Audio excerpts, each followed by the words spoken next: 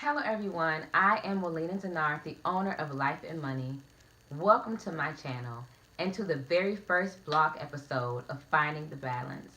On this channel, I will be posting weekly episodes that discuss basically all things money, from basic budgeting to cash flow management, investing, dealing with debt, to saving for retirement. I will be offering tips and advice and also sharing with you lessons learned from my own personal financial journey. I really hope that this will become a space where I not only share with you, but you also share with me. So please feel free to leave comments and feedback and ask questions or even make suggestions for the next blog topic. So I do have a topic for you today. And if you looked at the title, you probably already know that I'm going to be talking about budgeting. I chose this as my very first blog topic because I think that creating a budget is the first step to better personal financial management. It really helps you understand where you are financially, and with that understanding, I think it allows all of us to make better financial decisions. So, with that said, I'm going to talk about the budgeting mistakes that people make when they're either creating their budget or updating a budget, and how to avoid those mistakes. So if this interests you, please stay tuned. So let's get into it. Mistake number one, guesstimating your expenses. Some of our expenses are not fixed, or they vary from month to month. So some of our expenses don't even come in the form of a quote unquote bill. It goes without saying that you're going to include your rent or mortgage payments, your car note, your student loan payment, or whatever bill you have. You're going to include that in your budget. But what about budgeting for groceries and for gas, or for going out with your friends? What about budgeting for that cup of coffee you like to get every day before work? It is important that we not only include all of our expenses, yes, even the small ones, but it is important that we attach realistic amounts to those expense line items. The best way to do that is to look at what you spent over the last few months. What I suggest you do, and what I've done to create my own budget, is I took my bank statement and my credit card statements from the previous 3 months. I grouped my spending in two categories, and for each of those categories, I looked at the spending over the 3 months and I took an average. And that is what I kind of put into each of those categories for spending for my budget. I think this helps you take a lot of the guesswork out of budgeting, and I think it helps you create a budget that is realistic because it actually aligns to what you've been spending in those different categories. Mistake number two, not tracking your spending. So this is a mistake that I have made so many times in the past. Let's just say you've created a budget and it's a good budget, but come the end of the month, or maybe a few days before that next paycheck, you have way less money in your bank account than you thought you were going to have, or you have absolutely nothing at all. And this happens because we are swiping that debit card and we are not thinking about what we are spending. We are not keeping track of what we're spending. So what I think you should do, and what I do, is each week, some people do it daily, I do it each week, is I look at what I've spent.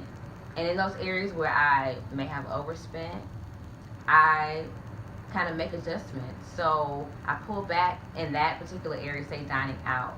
Or if I need to pull from personal care or another miscellaneous non-bill category, I do that. Tracking your spending just helps you keep things on track. So let's say you budgeted $150 for eating out that month, and here you are, the 11th day of the month, and you've spent already half of that $150. You're not halfway through the month. So that means you're going to have to pull back, and you may need to eat at home for the rest of the month. Or you may need to take again from another non-bill, expense item. So the point I'm trying to get at is basically tracking your spending just allows you to stay in control of your spending and your budget. And it allows you to make timely adjustments so that overall you can stay on track. Mistake number three, creating the same budget every month. Your budget is a planning tool, and it should be used as such. So let's just say you have a trip coming up in July. your July budget should not look like your February budget, because your July budget should include the amount of money you're going to spend on food and lodging and other activities for your trip. For that same trip in July, say you plan to buy your plane ticket 2 months in advance. Well, your May budget should reflect that plane ticket purchase. Basically, your budget should not look exactly the same month in and month out, because your life does not look the same month in and month out. It could be a trip, it could be planning to buy a birthday gift for a friend, it could be, planning for Christmas shopping. Whatever it is, your budget should reflect your upcoming expenses that are in addition or different from your base bills or your base monthly expenses. Mistake number 4 is setting a budget that is just too strict. We all have those, bills that we got to pay. We got to pay our bills. We need to pay our bills on time. It's important, and those are priorities, but it is also, I think, very important to create a budget that leaves a little wiggle room for those wants and, for fun. Some people just create budgets that are too strict, and they don't include, say, that bottle of wine you like to buy, with each paycheck, or you don't budget for going out with friends. So you create a budget that is just unrealistic, and it's too limiting. So when you do go out and you do buy a drink, or you do go to dinner, or you do something, you just put a damper on your whole budget. Mistake number 5, not making savings a part of your budget.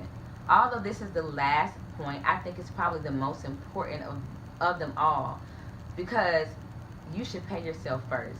Just like your other bills or expenses are important, making yourself a priority, paying yourself first is important. Including it as a line item in your budget makes it a goal. It makes it a priority.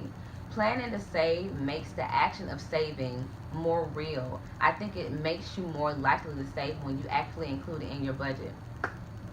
So that's all that I have for you for this episode of Finding the Balance. I thank you for watching. I hope it was helpful. And if it was helpful, please hit the like button. And to keep up with what is going on here on this channel, please hit the subscribe button. I hope that you enjoy your weekend. And until next time, take care.